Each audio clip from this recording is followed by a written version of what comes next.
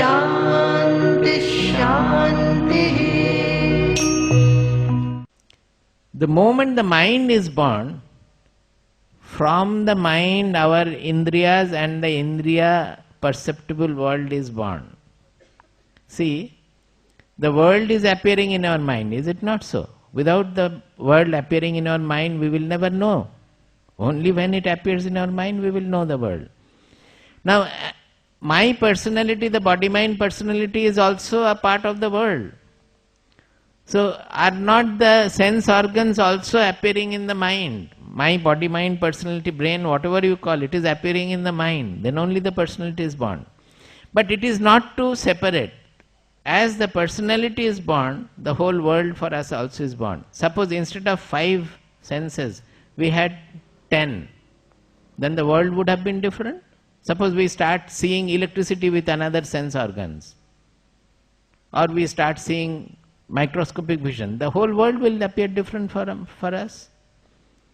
So we call, this is extremely important, this Panchabhuta in our Shastras it is called, the 5 elements which make the world. In chemistry we have 128 or more elements. When you go to elementary particles, every day it is changing how many elementary particles. But our 5 elements remain 5 elements. Have you ever thought about it? They never had the necessity to change from 5 to 6.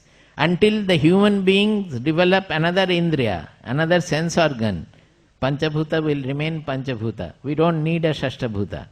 Because whole world, the whole scripture is a subjective science. The whole world is perceived by our 5 indriyas. So we can explain the world in terms of these 5 senses: vision, sound, taste, touch and smell. Whatever in our mind, whatever each infinite variety is there. But in your mind, when it is as we are perceiving the world, it is made of these 5 only. You think about it well. There is nothing else. So much variety is created only with these 5 coordinates. If you had known mathematics, I have a temptation to go into it by reference frame and all, because it can be expressed in terms of 5 reference lines. So, we need only Panchabhuta to explain the world. There are only 5 elements because we have 5 sense organs. This is the logic why we have Panchabhuta. So, when the mind is creating the world, along with that it is creating, it is simultaneous, it is creating the 5 indriyas also. Suppose it had created 7 indriyas, the world creation also would have been different. If it is 3 indriyas, then also the world creation would have been different. So Satyam means these 5 elements. Here the Satyam means that is what we are seeing, the gross truth. We are seeing the world made of these 5 elements. They are referring, Satyam is referring to these 5 elements. Now once that is born, then we have the Lokaha. Lokaha means the fragmented world. Lokaha means Jagat, the fragmented world. The fragmentation has come in. Actually it is very interesting. This Lokaha has come from the root verb look. Look. Not English. I am talking about Sanskrit. Look means whatever is looked at or perceived. English looked at. Look. Lokaha means whatever is perceived. The perceptible world is created then. So Lokaha, there we are calling it Lokaha because it is perceptible. It is, Lokaha is coming from the look. Root Shabda is look, which means English look also. Whatever is looked at. Lokaha. And when the fragmented world comes all our ego and entanglement with the Kartritva, Bhoktritva and whatnot. We create so much of havoc in the world. This has happened, that has happened, I did this, I did that, why did he do this, why did he do that? That is karma sucha amritam, the eternal entanglement in the causal chain of karma and bhoga. That causality, cause and effect chain. That we have to do this and we have to enjoy this. Unless I do this, I will not get this, I will not be happy. So I want to become happy, that is why I work, I get money, with that I want to become happy. But has anybody become happy by doing anything in this world permanently? We never think about it. Every time we think that by doing this I will become happy. When that goes, something else comes and makes us unhappy. So this karma sucha amritam, it is like amrita, it is eternally, it goes on, this karma chain. Karma chain means this causal chain of desiring and trying to fulfill the karma and its effect, its phala. It goes on binding us, entangling us. Lokaha karma sucha amritam. So he said that, yah sarvajnaha sarvavid yasya jnanamayam tapaha. Sarvajnaha means he is the revealer in everybody. He is the knower, the revealer in everybody. That means he is the Atma in everybody who is revealing everything. Sarvavid, and he is the knower of everything in detail also. Yasya jnanamayam tapaha. His austerity is only jnanamaya. It has got very deep meaning, various meaning. How much I will be able to clarify, I don't know.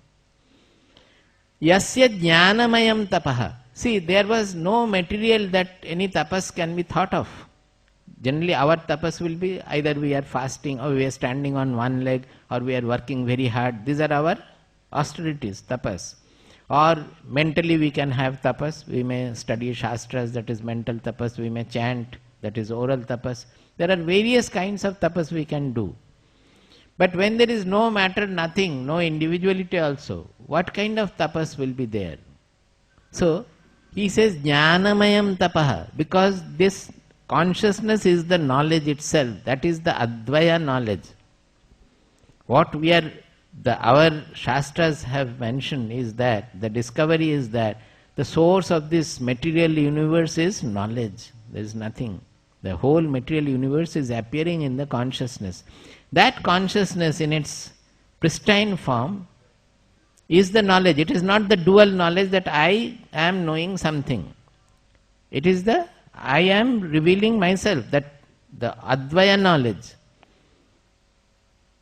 So, whatever austerities is made of that knowledge itself, there cannot be anything second there. It is that Advaya knowledge itself from which the dual and multiple srishti is coming in. So that is why his tapas can only be jnanamaya. Another is that while creating, he is not getting affected at all. That is also a jnanamayam tapas. Suppose a knower, while he is doing, maybe he may do the work of 100 people, but because he does not have the kartritva bhoktritva, while doing it he does not get affected. In doing always we are getting affected. The moment we are doing something, if we make something, our ego comes in and we get tainted by that. I have done this. Or when we enjoy dukkha, I feel that I am grieving. When we are happy, I am happy. So always our I is getting affected. But when we can create or interact without knowing that I am never getting affected, not without, knowing that I am never getting affected at all. That means with the full awareness of the unaffectedness when I am creating or doing anything, then it becomes jnanamaya.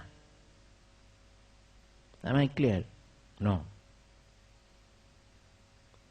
That is, in creation, whatever you do, suppose you are making something, are you not getting affected by that I have created this?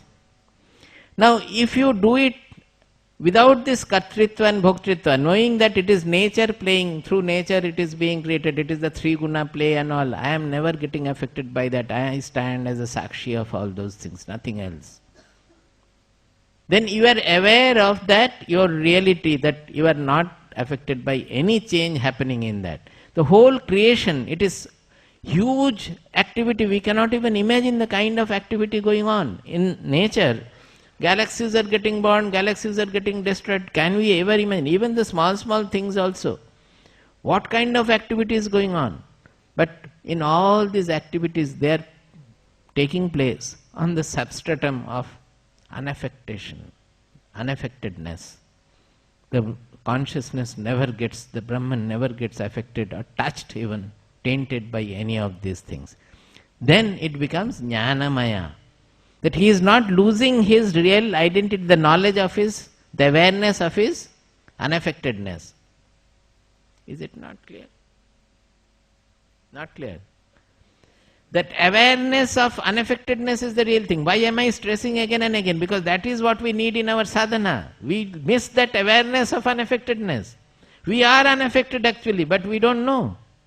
Because we miss the the awareness of the unaffectedness. When we are aware of our unaffectedness, we can do anything we like.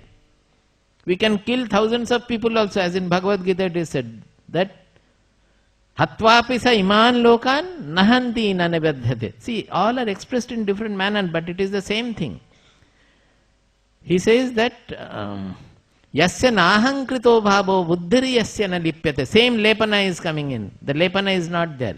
Yasya nahankrito bhavo buddhiri yasya na lipyate. Hatvapi sa iman lokan nahanti nanibadhyate. At the end, it is in 18th chapter, 18.17 I think. It is in reply to Arjuna's question right in the beginning. Arjuna said, Ahovat mahat papam kartum vyavasita vayam yad rajya sukha lobhena hantum swajana mudyataha. He said that we are going to commit a great sin, mahapapa. Because for the greed, for enjoying the kingdom, we are going to kill our own people, my grandfather and preceptor. He said, no. You are not doing because of that. You are not doing out of any such desire or greed or anything. For that, the whole Bhagavad Gita instruction is given. And at the end he is saying, Yasya nahankrito bhavo buddhiri yasya na lipyate. If you are free of the ahankara, I am the karta, I am the bhokta. If your buddhi is not having that lepana, that means the buddhi is free of that affectedness. The buddhi remains unaffected. It is not getting tainted by your desires and bhoktritva and katritva. Then what happens? Hatvapi sa iman lokan nahanti nanibadhyate. Even if he kills everybody, he does not kill anybody at all. And he does not get bound by that. It is an eulogized word. You don't have to kill everybody for that. It means that whatever he does, even a mightiest work also he may do, but he will not get affected by that. He remains unaffected. This is the jnanamayam tapaha. Remaining aware of the reality, you can do anything great. That is the jnana tapas. That is how we always say for a knower, what he does is always the jnana tapas. He does not have any other austerity. Bodily austerity, mental austerity, he does not consider them as austerity at all. They are just functioning by nature. For the knower, only the austerity is the jnanamayam austerity, because he is always aware of this unaffectedness of his own identity. That keeps him. So, tasmad etad brahma nama rupam annam cha jayate. From that Brahman, the Karya Brahma is another Brahman. That is the Karya Brahma when it is manifest Brahma. The second line Brahman is you can call it Brahma also, the same. Brahma means the creator Brahma. That it is the manifest. Hiranyagarbha is another name. There are so many names for that. Tasmad etad Brahma. Etad, whenever we are saying, means it is an object. It is not the subject. Tasmad etad Brahman. That means the cosmic intelligence. It is object for us. And nama rupam annam cha jayate. Nama rupam means the names and forms, all the divisions created by names and forms, and the food for them. Annam means when the subjects are created, they will interact with the object for them. Annam also, they are all born. There is a multiple, that infinitude, variegated universe, and all the activities are born out of that. But here the first line is extremely important. Yes, sarvajnaha sarvavid. Who is there in all of us. He is the revealer. That is what we are always referring to as I, not knowing what that I is. Without I, we cannot even think. In all our thoughts, that I is present. But we forget that I, what it is in reality. It is never getting tainted, never getting affected at all by any projection of sukha, dukkha, or interacting with the external world. It never gets affected. That is the sarvajnaha sarvavid yasya jnanamayam tapaha. In Kenopanishad it says pratibodha viditam matam amritatvam hi vindate. When this is known is every perception. See, every perception means the perception we lose our identity. When the perception is happening, it is in the consciousness. He is not getting affected by the perception at all. So when this truth is known in every perception, then he becomes immortal. Pratibodha viditam matam amritatvam hi vindate atmana vindate viryam vidyaya vindate amritam. It is Kena Upanishad. Shanti Pata. Om Bhadram Karnebhi Shrunuyama Devaha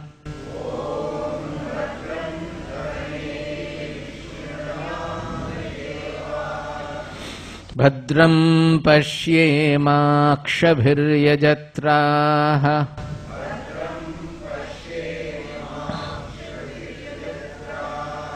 Sthirairangaistuštuvamsastanubhihi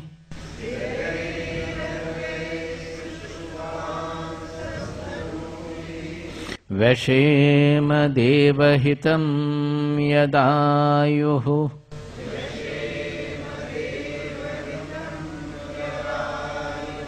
Swasti na indro vruddhashravaha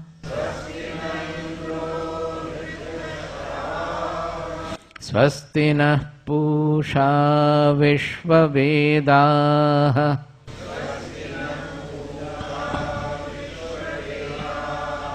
स्वस्ति नस्ताक्ष्यो अरिष्टनेमिः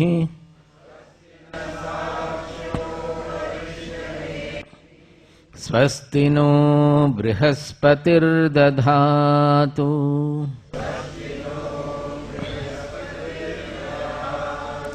Om Shanti Shanti Shanti.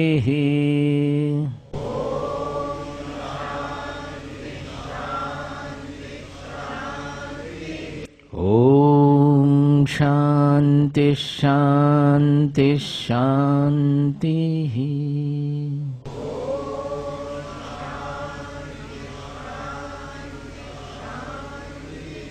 Hari.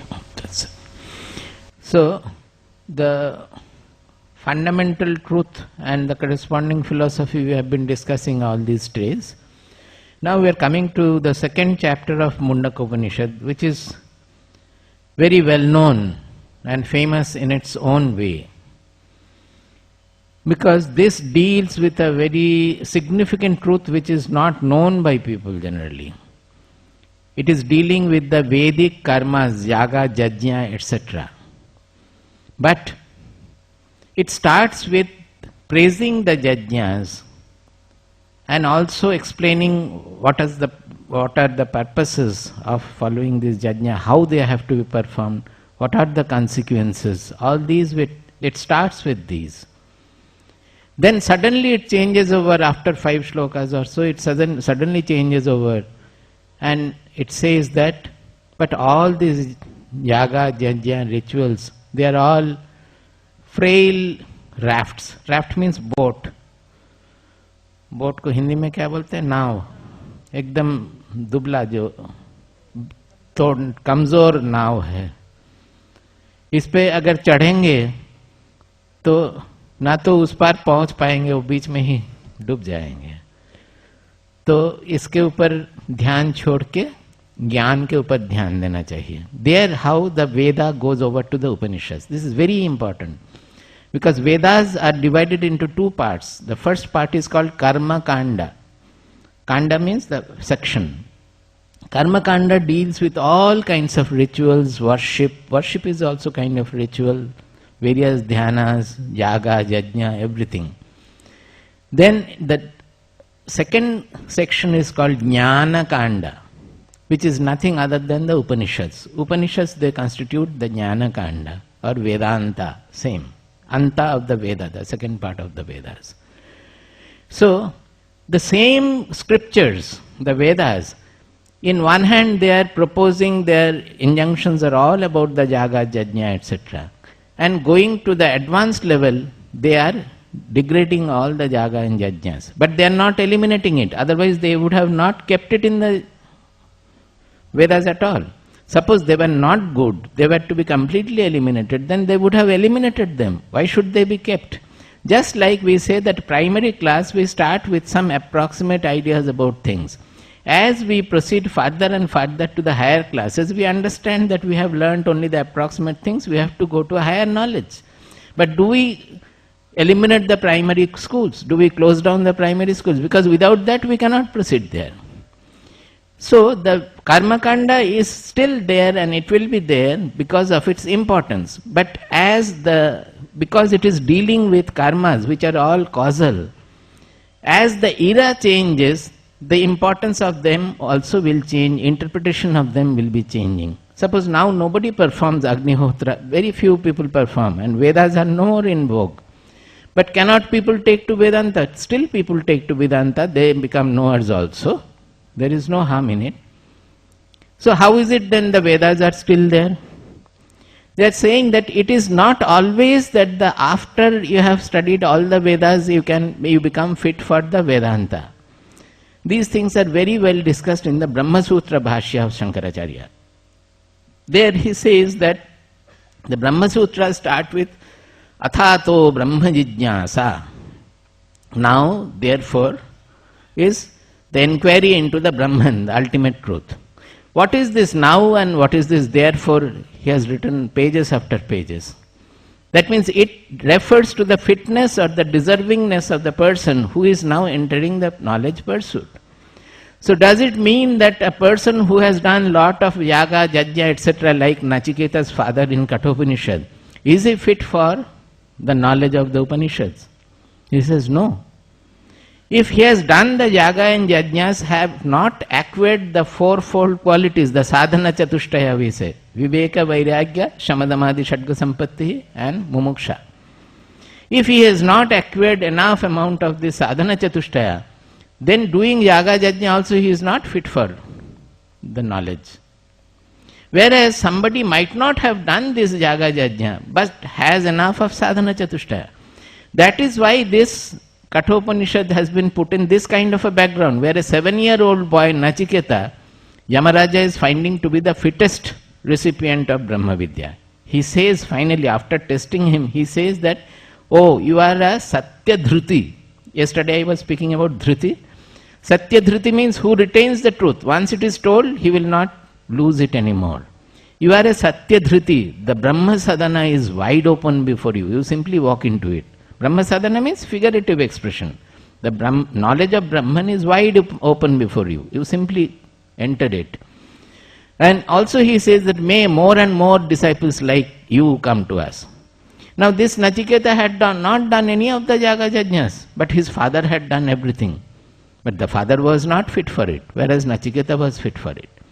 So the purpose of the karma kanda is to generate that sadhana chatushtaya in us, which includes vairagya also.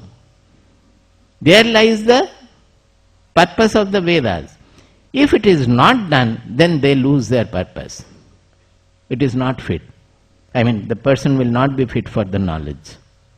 So to understand this chapter is very important, to understand our culture, the Indian culture and Hinduism. It is very much necessary because people are always confused with multiple Atma, karma, etc. All these things have to be understood in great detail and depth. Then only we will have a real idea about it. I think last time one day I spoke about the Punarjanma and all in great detail.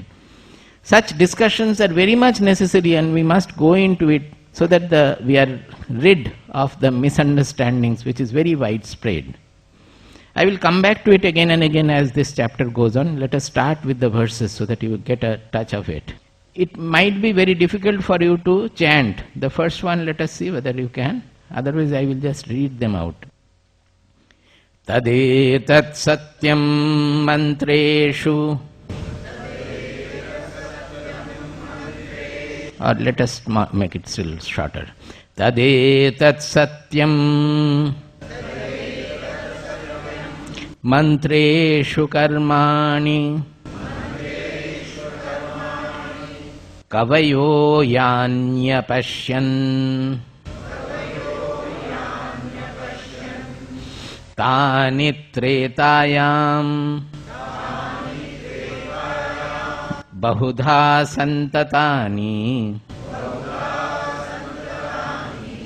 तान्याचरथ नियतं सत्यकामाः